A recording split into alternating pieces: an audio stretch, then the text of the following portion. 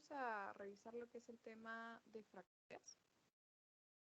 Entonces, para comenzar, vamos a hacer una pequeña revisión de las que vamos a estar revisando el día de hoy. Entonces, en la imagen acá de la izquierda tenemos una foto, por así decirlo, un dibujo de lo que es la articulación de la rodilla. Entonces, ustedes saben que las articulaciones van a ser las partes del cuerpo que van a permitir la movilidad de ciertos miembros, ¿no? Como el hombro, etcétera. Estas estructuras, estas articulaciones van a estar conformadas por diferentes, valga la redundancia, estructuras que van a limitar su movimiento. ¿Para qué? Para que no se estén yendo para cualquier lado y por lo tanto lesionándonos. Entonces, estas estructuras que son como las ligas que sostienen a las articulaciones y el movimiento dicen hasta dónde se pueden doblar, hasta dónde pueden abrirse o cerrarse, van a ser los ligamentos. Los ligamentos más famosos que de repente ustedes han escuchado, sobre todo algunos de ustedes que les gusta de repente ver deportes, son los ligamentos cruzados, tanto el anterior como el posterior. ¿Por qué? Porque son estos ligamentos los que generalmente los atletas sobre los futbolistas se lesionan por el tipo de deporte que practican, ¿no? Otra estructura importante aquí que vamos a revisar son los tendones. Los tendones son una conexión o una proyección que le permite a este aferrarse al hueso, no a la articulación, sino al hueso. Como pueden darse cuenta aquí, tenemos el tendón rotuliano que se está aferrando al hueso. Sí, esas son dos cosas importantes que tenemos que tener en cuenta para nosotros poder definir las diversas lesiones, ya que el día de hoy, si bien el tema de la clase está, vamos a revisar otras como los esguinces y las luxaciones. Otra cosa que tenemos que tener en cuenta son las partes del hueso. Y las partes del hueso no tanto como el hueso trabecular, cortical, etcétera, que si bien es importante, cuando nosotros hablamos de traumas óseos, no van a ser cruciales para nosotros poder determinar qué tipo de trauma estamos tratando. Y lo que nosotros tenemos que saber y de lo que vamos a hablar durante la clase es de algo que se conoce como fracturas epifisiarias, fracturas diafisiarias y fracturas metafisiarias. Entonces, ¿qué cosa es la epífisis? ¿Qué cosa es la diáfisis? ¿Qué cosa es la metáfisis? Las epífisis son estas dos, por así decirlo, bolitas a cada extremo del hueso, estos dos muñoncitos. Esas son las epífisis. Luego de las epífisis, este cuello que ustedes ven acá se conoce como metáfisis, que en los niños generalmente se va a conocer como zona de crecimiento. ¿Por qué? Porque va a ser una zona del hueso, todos los huesos largos, que va a ser un poco más blandita en consistencia. Y es la zona que va a estar proliferando a medida que este niño crece. Entonces, tenemos la epífisis, la metáfisis, toda esta parte larga de acá del centro se conoce como diáfisis. ¿Sí? Ténganlo en cuenta. Entonces, la primera lesión que nosotros vamos a revisar van a ser los esguinces. Los esguinces básicamente van a ser los ligamentos, ¿sí? Memorícense eso, que son lesiones de los ligamentos, solamente de los ligamentos. ¿Cuáles pueden ser las causas? Las causas pueden ser traumáticas, es decir, por golpes, por caídas, etc. Y cuando ocurren estos golpes, estas caídas, el esguince se va a dar por causas mecánicas, ¿sí? Por ejemplo, un movimiento antinatural. El pie generalmente, el movimiento de apertura de la articulación del tobillo no es muy amplio, entonces un movimiento antinatural sería que se abra mucho. El excesivo cierre o apertura. Por ejemplo, algo muy común es en el caso de las chicas, por ejemplo, es tener esguinces tacos muy altos, ¿no? Ya que perdemos nuestra zona de equilibrio, entonces el pie se dobla para adentro. ¿Cuáles son los síntomas? Dolor, inflamación, pérdida de la funcionalidad. Ustedes se dan cuenta, estos tres son las características clásicas que nosotros vemos en cualquier zona del cuerpo que esté inflamada. Dolor y pérdida de la funcionalidad. También tenemos equimosis y bueno, en su dispositiva les agregan lo que es la parálisis temporal, pero no es que el paciente no pueda caminar porque tenga algún tipo de lesión medular, sino que simplemente por el dolor hay muchos pacientes que prefieren simplemente mantener, utilizar la articulación. Lo importante en el caso de los esguinces, en el caso de ustedes, es identificar qué grado de esguince están tratando. ¿Por qué? Porque dependiendo de eso va a ser el tratamiento, el manejo que le va a dar. Entonces, dentro de los esguinces nosotros vamos a tener 3 grados.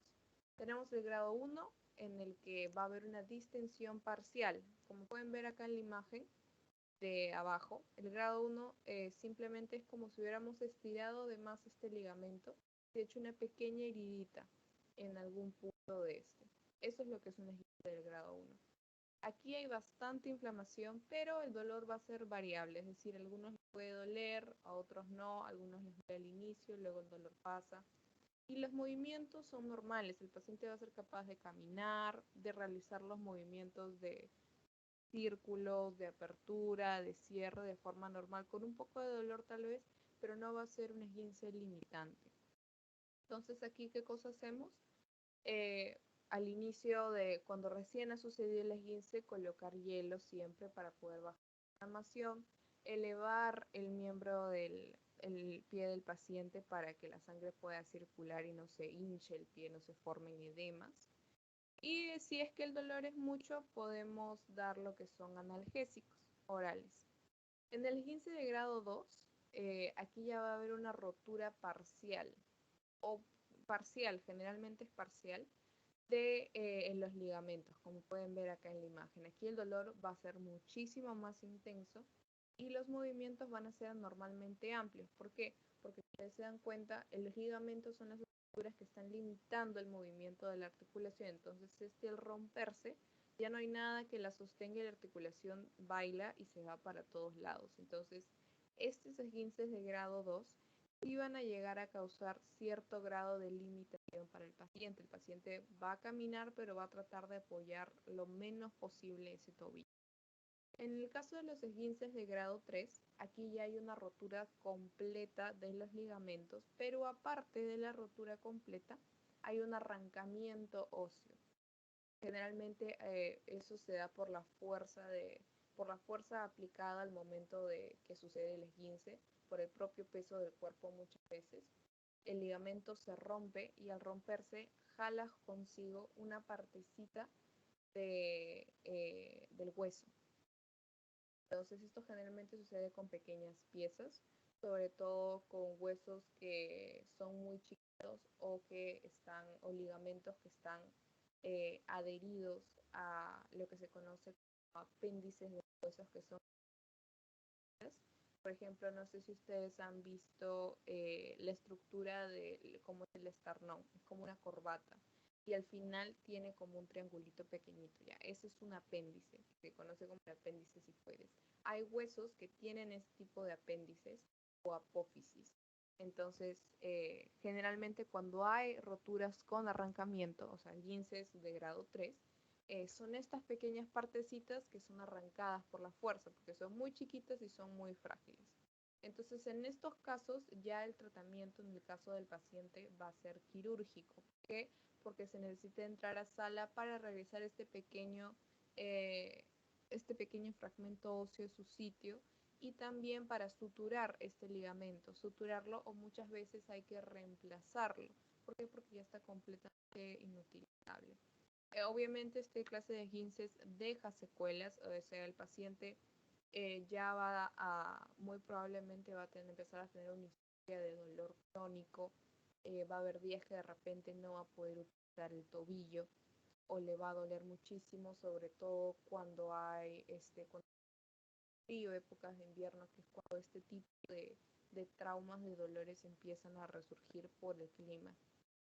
Y como ya les estaba mencionando, el paciente va a seguir con un dolor persistente, la articulación se va a hacer rígida, es decir, si es que, por ejemplo, nosotros decidimos suturar este ligamento, el ligamento no se va a regenerar como antes, como nada hubiera pasado, va a ser un poco más grueso, más fibroso y por lo tanto va a limitar muchísimo más movimiento de la articulación, no permitiendo que hayan los movimientos normales, ¿no?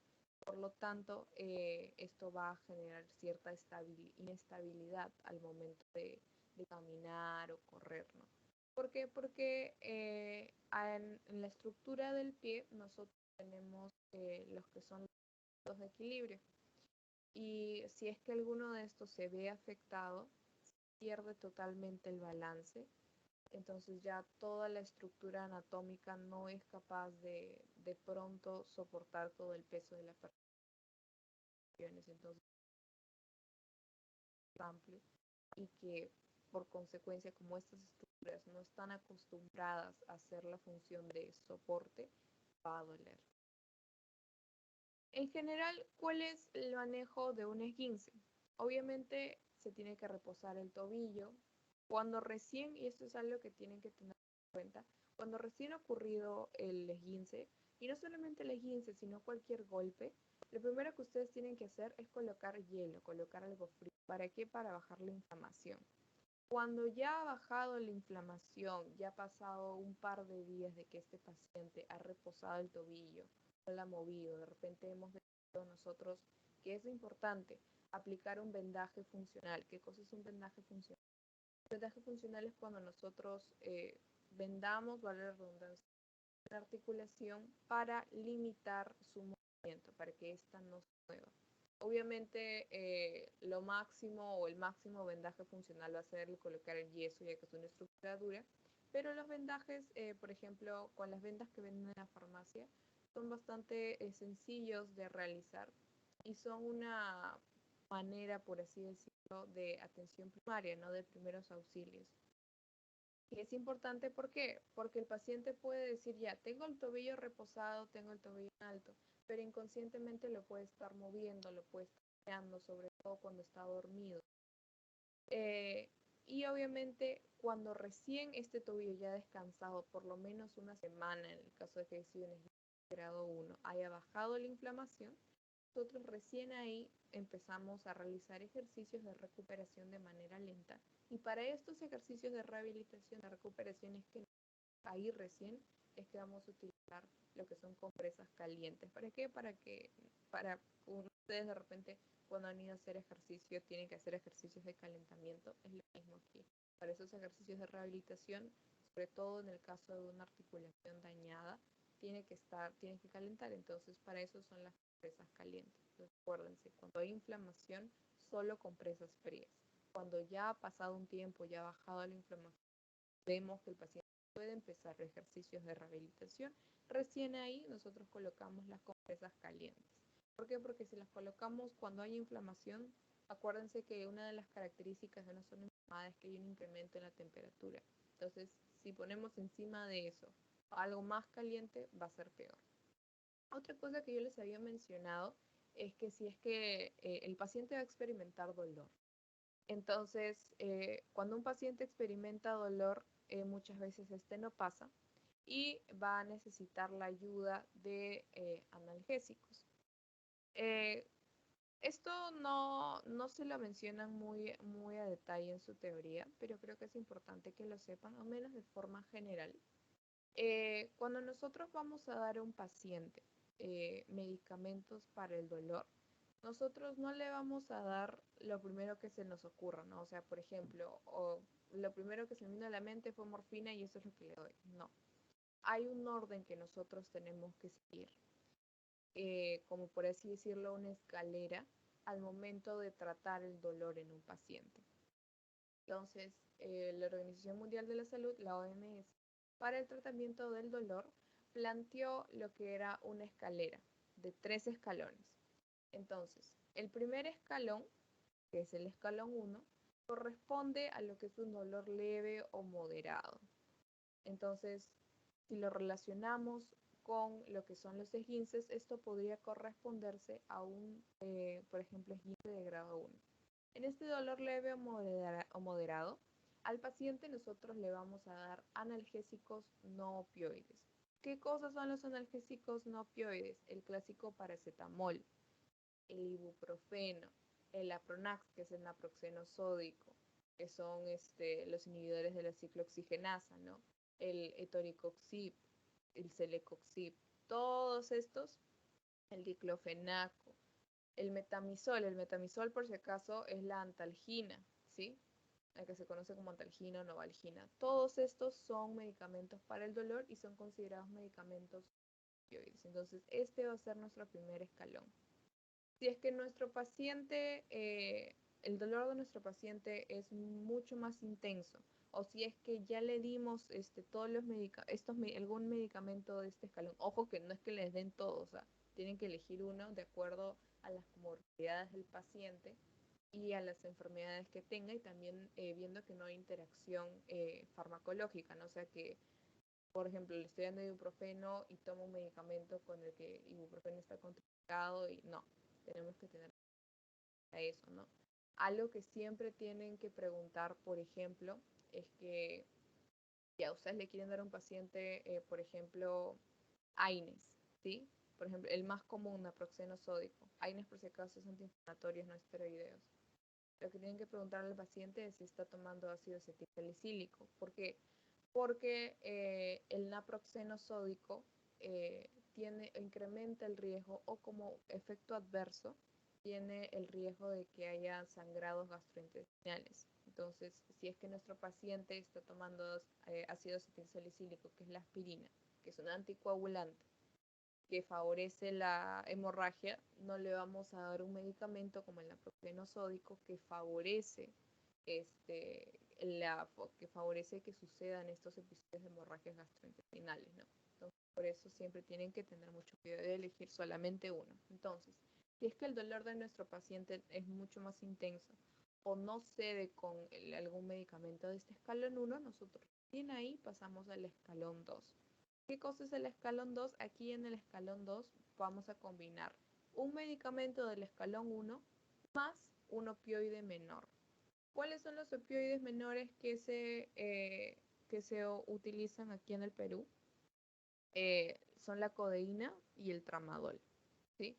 Son esos dos, la codeína y el tramadol. La codeína, por ejemplo, es un medicamento que lo pueden ver como adyuvante o como adicional en, por ejemplo, remedios, en antibióticos, mejor dicho, para tratar infecciones de la vía respiratoria alta. Si es que con esto el dolor no cede, pasamos recién ahí al escalón 3, que es un dolor ya muy intenso, y aquí vamos a utilizar opioides mayores. ¿Qué son los opioides mayores? Lo que han escuchado en las películas de guerra que se inyectan los soldados. Morfina, oxicodona, fentanilo, etcétera.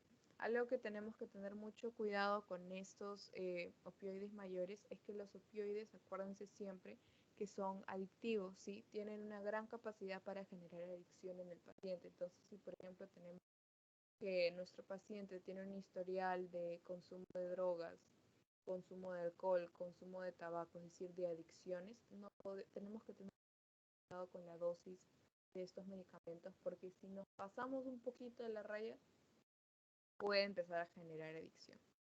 Entonces, tengan siempre esta escala en mente, no se salten estaciones. Eso es algo que de repente muchos de nosotros pecamos de saltarnos estaciones. Siempre sigan secuencialmente estas escaleras, ¿no? Bien, eso fue la parte de esguinces. Ahora vamos a pasar a lo que es la parte de luxaciones. Cuando nosotros tenemos una luxación, aquí lo que se va a ver comprometido principalmente van a ser los ligamentos más la cápsula articular, ¿sí? ¿Cuál es la causa de las luxaciones? Aquí la causa va a ser la aplicación de una fuerza extrema sobre los ligamentos que va a causar que la articulación se salga de su sitio, ¿sí? ¿Cuáles son los síntomas? Dolor.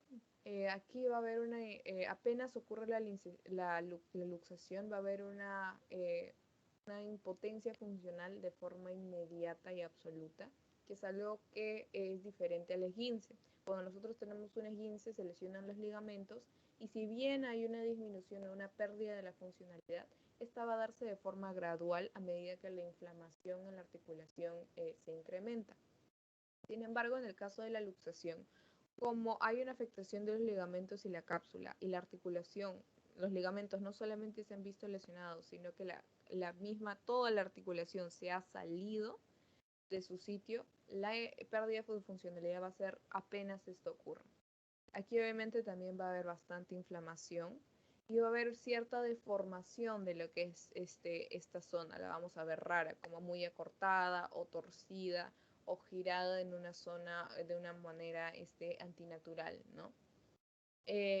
Aquí obviamente lo que tenemos que hacer es algún procedimiento que se conoce como reducción, que es básicamente regresar la articulación a su sitio. Ojo, esto no es algo que ustedes lo puedan hacer, sino que tienen que llevar a la persona a un hospital para que un traumatólogo lo haga, porque si ustedes lo hacen sin conocer las técnicas adecuadas, van a lesionar más, no solamente la articulación, sino las arterias y los vasos que lo estén rodeando, los nervios, y esto puede traer complicaciones que vamos a revisar más adelante. Las luxaciones generalmente van a dejar secuelas, como por ejemplo lo que es un daño vascular, lo que les estaba mencionando, y algo que se conoce como amartrosis. No sé si se acordarán que este término se los mencioné cuando hicimos la parte de hemorragias y estábamos hablando de las enfermedades que afectaban la cascada de coagulación, entre ellas la enfermedad de von Willebrand. La amartrosis es básicamente la acumulación de sangre en las articulaciones, que se da, ya habíamos visto, por disrupciones en la cascada de coagulación o simplemente por traumas. En este caso es por un trauma. El tratamiento aquí básicamente va a ser inmovilizar, es decir, con un vendaje o si es en el caso del brazo con un cabestrillo, inmovilizar esta articulación. Si es que el paciente le duele mucho y estamos muy lejos del establecimiento de salud más cercano, le podemos dar algún analgésico, obviamente siguiendo la escala que ya les mostré anteriormente. El reposo y ustedes no pueden regresar el hueso. El hueso lo regresa o la articulación la regresa a su sitio un traumatólogo. ¿Por qué? Porque si no podemos malograr las cosas más de lo que están. Entonces, algunas articulaciones que son propensas a las luxaciones, el tobillo. Y el tobillo es propenso a esguinces, es propenso a luxaciones, es propenso a fracturas. Es una de las articulaciones más frágiles de toda la anatomía. ¿Por qué? Porque es una articulación que está constantemente trabajando, constantemente en estrés y constantemente soportando todo nuestro peso. Y no solamente en nuestro peso, sino las fluctuaciones del mismo. Por ejemplo, ahorita mismo en la pandemia, ¿no? De repente algunas han subido de peso y luego van a bajar y luego vuelven a subir. Entonces todo eso lo soportan los tobillos. Entonces son articulaciones que pueden lesionarse, llegan a lesionarse con muchísima más facilidad. Como pueden ver en esta radiografía, aquí hay una luxación, si no me equivoco, parece que esta es la cabeza de la tibia que se ha salido de la articulación, si ya no está articulada. Aquí, por ejemplo, tenemos una luxación de rodillas. Si se dan cuenta, el hueso femoral se ha ido para atrás y aquí la rótula, que es como este cuadradito que ven acá, ya está flotando. Ha habido un desprendimiento también de esta rótula. Aquí tenemos, por ejemplo, una luxación de cadera que si se dan cuenta y lo comparan con aquí el fémur de la izquierda, es completamente anormal. Se ha salido, la articulación está por acá y la cabeza, la epífisis del hueso está por otro lado, ¿no? Otra articulación que es bastante fácil que se luxe es el hombro. El hombro vamos a tener nosotros luxaciones anteriores y luxaciones posteriores. ¿Cuál es más común? Las luxaciones anteriores, ¿sí? En un 95%. ¿Qué es lo que define que sea anterior o posterior? Que cuando la huevo se sale de su sitio se vaya para adelante o se vaya para atrás. Otra articulación de la cual no se habla mucho, pero que también es frecuente que se lesione, sobre todo en pacientes mayores, que acuden, por ejemplo, a que les hagan algún tipo de procedimiento odontológico, es la articulación temporomandibular, que es esta de acá, que es la que permite que nosotros, la apertura y que nosotros también podamos cerrar la mandíbula, masticar, etcétera. Es una articulación bastante fuerte.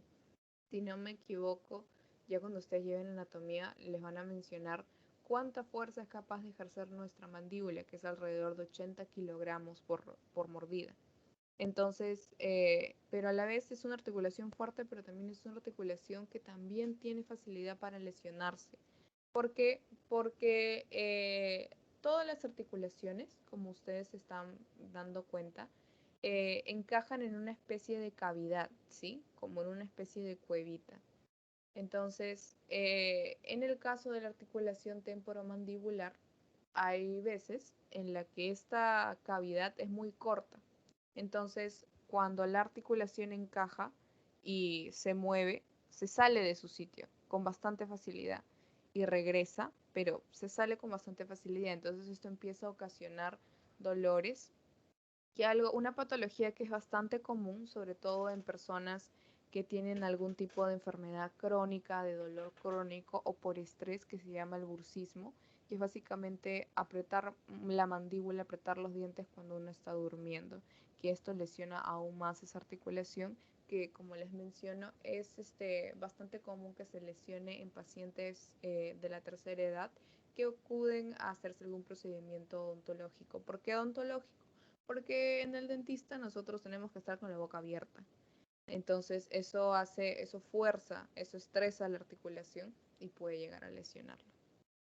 Entonces acuérdense siempre, el tratamiento aquí o el manejo que ustedes les van a dar es inmovilizar, analgesia y llevar a un hospital donde hay un traumatólogo que pueda realizar la reducción, porque estas reducciones, o sea, no es que ya llega la luxación, reducimos y ya está, no. Lo primero que tenemos que hacer es tomar una radiografía para nosotros poder tener un panorama, poder tener una visión de lo que está ocurriendo, porque de repente no solo una luxación, sino que la luxación se ha dado por un derrame articular, tenemos que primero extraer el líquido articular extra para luego poder reducir esta articulación. Ahora sí, el tema estrella de esta clase son las fracturas. Entonces, las fracturas obviamente van a ser lesiones que afectan a los huesos. ¿Qué cosa o qué sintomatología nos van a traer las fracturas? Dolor, pérdida de la función, deformación, equimosis, hemorragia. Acá el dolor, a diferencia del dolor que nosotros experimentamos en los esguinces, en las luxaciones, es muchísimo más intenso, llegando hasta poder ocasionar lo que se llama el shock, que se conoce como los shock neurogénicos, que es básicamente que hay tanto dolor que el paciente se desmaya. Y estas fracturas se van a clasificar, en primer lugar, por su exposición, ¿no? En lo que son fracturas abiertas o fracturas cerradas. Las fracturas cerradas es estas fracturas en las que el hueso se rompe, pero no sale a la superficie. Y las fracturas abiertas, como su mismo nombre los dice, es cuando ocurre una rotura del hueso y una parte de sale, perfora la piel y sale, ocasionando una hemorragia. Entonces, cuando nosotros tenemos frente a una fractura cerrada, lo primero que tenemos que hacer es inmovilizarla, ¿sí? En el caso de que tengamos una fractura abierta, por nada del mundo ustedes intenten regresar esta parte que está protruyendo de la piel a su sitio. No, déjenla ahí. Inmovilicen la fractura igual que en las cerradas. Y aquí algo extra que ustedes van a realizar es colocar compresas sobre la herida. ¿Por qué? Porque es una hemorragia. ¿Qué cosa hacemos cuando hay hemorragias? Colocamos compresas para hacer presión y que pare la hemorragia. Entonces, eso es lo único que tienen que hacer y obviamente trasladar al paciente. ¿Por qué? Porque nosotros vamos a ver que cuando nosotros tratamos lo que son las fracturas, aquí también va a entrar el concepto de reducciones, pero vamos a tener dos tipos de reducciones, las reducciones cruentas y las reducciones incruentas. ¿Qué cosas son las reducciones incruentas? Lo que vemos aquí en la imagen, ¿sí? Que nosotros mismos mediante técnicas manuales, jalando, doblando, etcétera, estas técnicas obviamente las conoce un traumatólogo, no un médico general, vamos a regresar el hueso a su sitio. Esto se considera una reducción incruenta. Estas reducciones incruentas las podemos realizar máximo 2 veces. Si es que luego de las 2 veces no funciona, pasamos a lo que es una reducción cruenta. Una reducción cruenta, ¿qué cosa es? Una reducción mediante cirugía. Es decir, hay que hacer una intervención quirúrgica, entrar, colocar el hueso en su sitio, y a veces se va a requerir de poner aparatos de fijación, que son los que vemos aquí abajo. Tenemos los aparatos de fijación externa, que son la inserción de clavos que tienen su sostén por afuera, es decir, se ve como este fierro. No sé si alguna vez habrán visto a algún paciente utilizando esto, pero generalmente se utiliza en fracturas que han sido como el hueso se ha hecho polvo, por así decirlo, han sido bastante traumáticas. Entonces, para mantenerlo en su sitio y permitir que haya una osificación que rellene ese espacio, ¿no? O también aparatos de fijación interna, donde el aparato no se ve por afuera, pero está por adentro, ¿no? Que generalmente se refiere a la colocación de placas o clavos de titanio, que generalmente se va a realizar cuando las fracturas han ocurrido en las articulaciones o en el caso de pacientes mayores cuando hay fracturas de caderas. Entonces, ¿por qué nosotros no vamos a meter o a intentar regresar a su sitio la parte de un hueso en una fractura abierta? Porque en las fracturas abiertas, sí o sí, estos pacientes van a requerir una reducción cruenta, es decir, una reducción quirúrgica, porque nosotros no sabemos cuál es la extensión del daño interno que se ha ocasionado en esta zona. Puede haber lo que es haber seccionado arterias, haber seccionado nervios. Entonces tenemos que entrar para ver qué cosa ha pasado, no solamente regresar el hueso a su sitio, sino también reparar las estructuras que se han dañado y que estaban alrededor. Otra clasificación de las fracturas es por su etiología. Tenemos las fracturas traumáticas, que son las fracturas que todos conocemos por caídas, por golpes, por accidentes de tránsito, etc. Luego tenemos las fracturas por aplastamiento. Conocer las fracturas por aplastamiento es algo bastante importante, sobre todo cuando estamos tratando nosotros de hacer el diagnóstico de osteoporosis. ¿Por qué? Porque las fracturas de aplastamiento generalmente las vamos a ver en los cuerpos vertebrales, en lo que son las vértebras, sobre todo las vértebras lumbares. ¿Por qué? Cuando nosotros tenemos un paciente o una paciente, porque generalmente son mujeres, que tiene o que de la cual nosotros sospechamos el diagnóstico de osteoporosis, tenemos que evaluar la historia de esta paciente de fracturas por fragilidad. ¿Qué cosas son fracturas por fragilidad? Ustedes saben que la osteoporosis es una disminución, una enfermedad en la que hay una disminución de la densidad de la masa ósea, entonces el hueso se vuelve más frágil. Cuando este hueso se vuelve más frágil, hay huesos específicos en el cuerpo que se van a romper primero cuando esta fragilidad se está incrementando. Y uno de ellos van a ser los cuerpos vertebrales. Entonces, cuando nosotros vemos en una paciente, por ejemplo, de 70 años, una fractura por aplastamiento en la columna vertebral, sobre todo en la zona lumbar, eso sería suficiente para que nosotros podamos dar el diagnóstico de lo que es osteoporosis, ¿no? Junto con un examen de densitometría ósea que mide la masa ósea. Y obviamente aquí algo importante sería también empezar a darle lo que es, o que tenga esta paciente la historia de estar tomando calcio o vitamina D, ¿no? Entonces acuérdense siempre, las fracturas por aplastamiento, el más grande ejemplo son las fracturas vertebrales de la columna, de los cuerpos, acuérdense de las columnas vertebrales, que cuando ustedes los vean a las radiografías van a ver como si ese cuerpo tuviera pequeñas rajaduras, o muchas veces que es un cuerpo que en lugar de estar así todo redondito y gordito, en la parte de adelante se ha hecho como un triángulo aplastado. Por eso se llaman fracturas por aplastamiento. Luego tenemos las fracturas por estrés o por fatiga. Este tipo de fracturas es muy característico de los atletas. ¿Por qué? Porque los atletas constantemente se están lesionando. Sobre todo se están lesionando los músculos. Y acuérdense que yo al inicio les hablé de una estructura que son los tendones que van a conectar, o sea, van a pegar, por así decirlo, el músculo a una parte del hueso.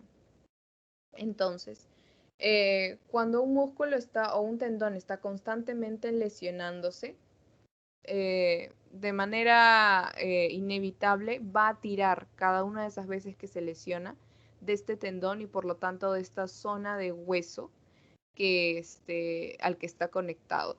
Entonces va a llegar un punto en el que por tantas lesiones este hueso va a terminar resquebrajándose y fracturándose. Esto es a lo que nosotros conocemos como fracturas por estrés o fracturas por fatiga. Acuérdense siempre en atletas, en deportistas. ¿Por qué? Porque siempre se paran lesionando. Y luego lo que son las fracturas obstétricas, que básicamente son fracturas que se dan en pacientes gestantes, ¿no?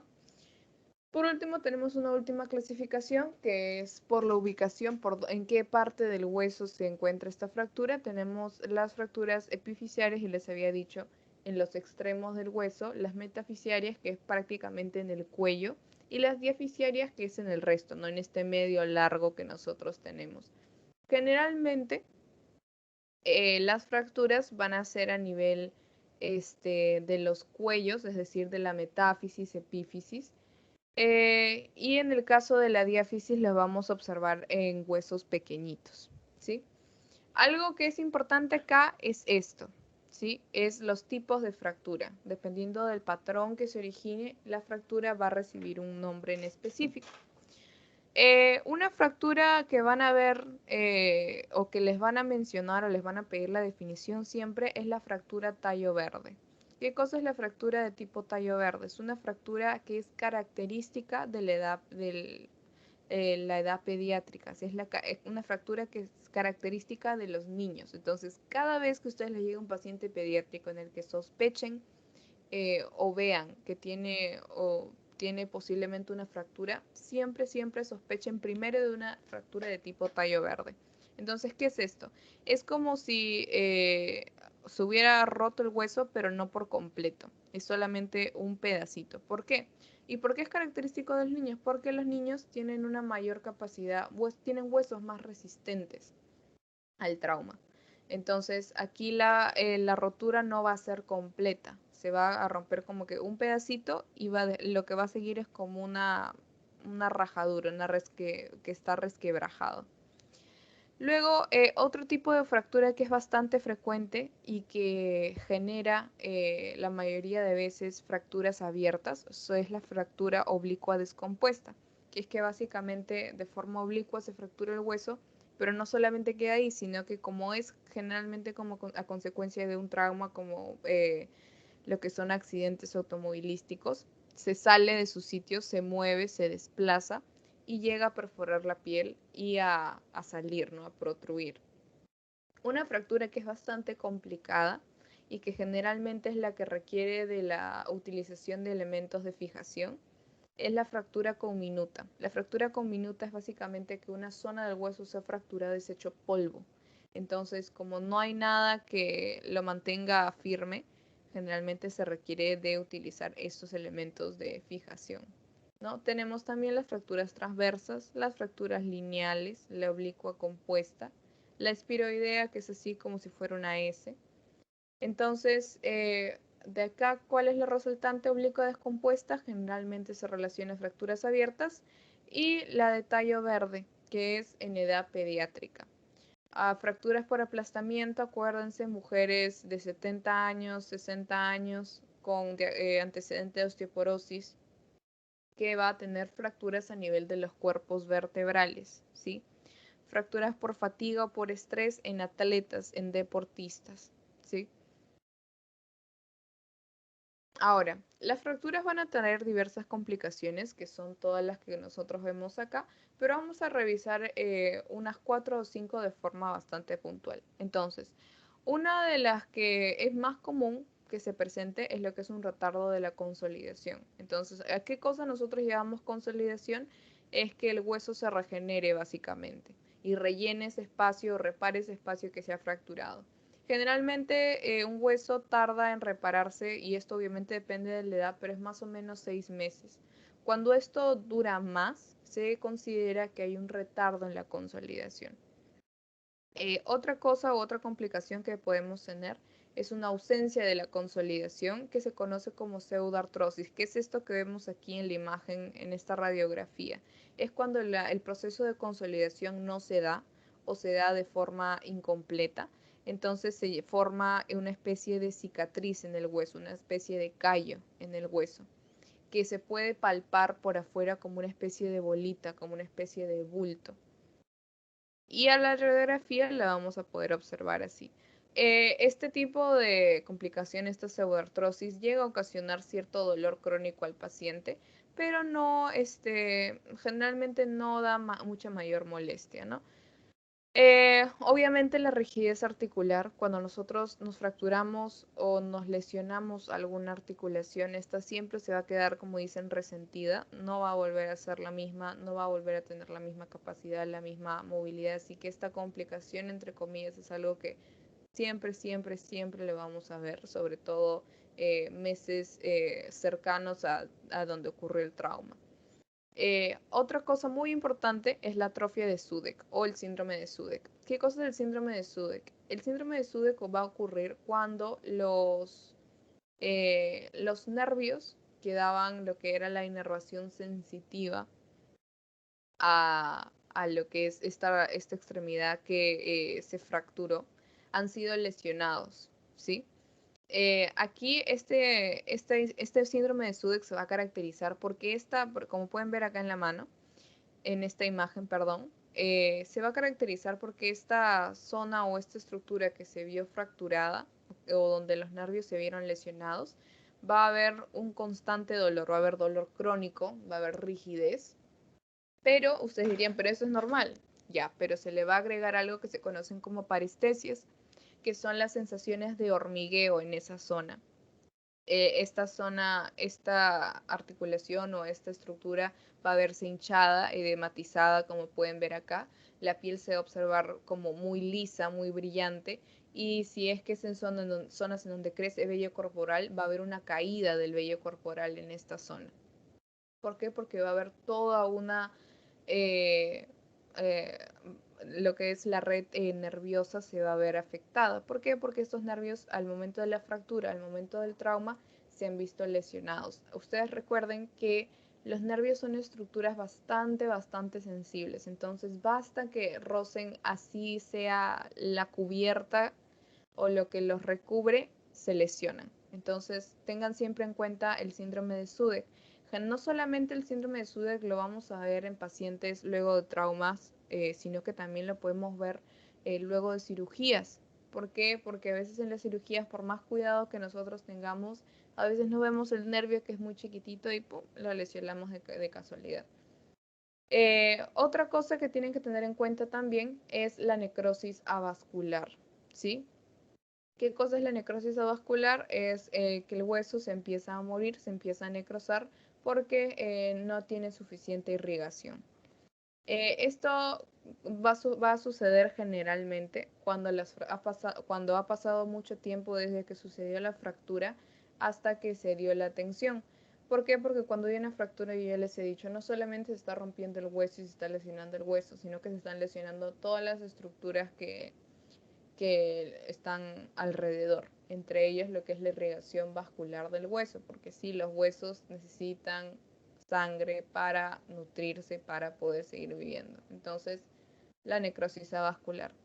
Otra complicación que también es importante tener en cuenta es lo que es la consolidación viciosa, que es básicamente una mala consolidación, es decir, que no hubo una correcta reducción de la fractura, ya sea cruenta o incruenta, y el hueso se consolida, por así decirlo, está soldado, pero de una forma anormal, es decir, por ejemplo, una parte está aquí y la otra está aquí, ya, eso sería una consolidación viciosa. Y la consolidación viciosa sí es limitante, ¿por qué? Porque llega a formar lo que es, o a tener deformidades y por lo tanto tiene un grado bastante considerable de limitación funcional. Y por último tenemos lo que son las infecciones. Las infecciones obviamente tenemos que tenerla a la cabeza siempre que a nosotros nos llega un paciente con una fractura abierta. ¿Por qué? Porque ya ha habido una disrupción de la barrera de la piel. Entonces esto permite con mucha mayor facilidad el ingreso de microorganismos patógenos, ¿no? Y sobre todo en una zona en la que hay tanta inflamación y está tan vulnerable, es fácil que se desarrollen infecciones, por ejemplo, por Clostridium tetani, que era no sé si se acuerdan, les mencioné en una de las primeras clases, la fascitis necrotizante. El tratamiento o el manejo para las fracturas, en el caso de cuando ustedes encuentren a un paciente así que tenga una fractura, lo que ustedes tienen que hacer es inmovilizarlo. No intenten ustedes hacer reducciones incruentas, perdón, porque como ya les dije, estas son técnicas que aprenden los especialistas. Y si nosotros de repente tenemos toda la intención de ayudar, pero por realizarlo de mala manera o al no saber la técnica correctamente, no tener la suficiente práctica, podemos lesionarlo aún más de lo que ya está. Entonces, ¿qué cosa es lo que tenemos que hacer? Inmovilizarlo. Por ejemplo, si es en la pierna, como vemos acá, generalmente lo que se aconseja es buscar alguna superficie dura a la que nosotros podamos básicamente amarrar al paciente o a la extremidad del paciente, como pueden ver aquí la pierna, o en el caso de que haya o sospechemos alguna lesión en lo que es la columna vertebral, que siempre se los he dicho, cuando nosotros sospechamos de lesiones cervicales, sobre todo tener mucho cuidado, colocar el collarín, ya que una sección a nivel medular puede matar al paciente o dejarlo tetrapléjico. ¿Por qué? Porque acuérdense que la médula espinal es la conexión de todo lo que es el sistema nervioso central, tronco encefálico, bulbo raquídeo con el resto del cuerpo. Y acuérdense que entre el bulbo raquídeo y el tronco encefálico están la mayoría de centros de control de la respiración, de la frecuencia cardíaca, etc. Entonces, si nosotros seccionamos la médula, el paciente se puede morir. Entonces, tengan mucho cuidado. Y aquí en la imagen de la izquierda, ustedes pueden ver los diferentes vendajes que ustedes pueden realizar de acuerdo a la zona que se ha visto afectada y a la zona que ustedes quieren inmovilizar, ¿no? Por ejemplo, aquí arriba está un tipo de vendaje que se utiliza cuando hay luxaciones o lo que es fracturas a nivel mandibular, ¿no? Las fracturas a nivel mandibular son bastante dolorosas, son las que más tardan en curarse. Entonces, este tipo de pacientes, cuando estén realizando el vendaje, es un paciente que le va a doler. Y no hay nada que ustedes puedan hacer, ¿no? Para pararlo, no sé que tengan algún tipo de vía intravenosa en ese momento para colocarle morfina, algún tipo de analgésico, pero le va a doler bastante. Entonces, generalmente ese tipo de vendaje lo tienen que realizar de a 2 personas para que una pueda sostener la mandíbula del paciente cerrada y el otro pueda realizar este vendaje. Yo les aconsejaría que los practiquen en su casa, se compren una venda y los practiquen en la rodilla, en el tobillo, en donde quieran. Y lo que sí tienen que asegurarse de que esté firme, porque a veces nosotros vendamos y cuando le decimos al paciente, ya a ver, intenta mover, los puede mover con bastante facilidad y es como si no hubiéramos hecho nada. Entonces tengan siempre eso en cuenta. La finalidad de un vendaje no es cubrir esta zona o mantenerla caliente, no. La finalidad del vendaje es inmovilizar, dar una inmovilización funcional, que el paciente no pueda mover esa articulación, no pueda usarla, para que así esté en reposo y pueda recuperarse de forma más rápida.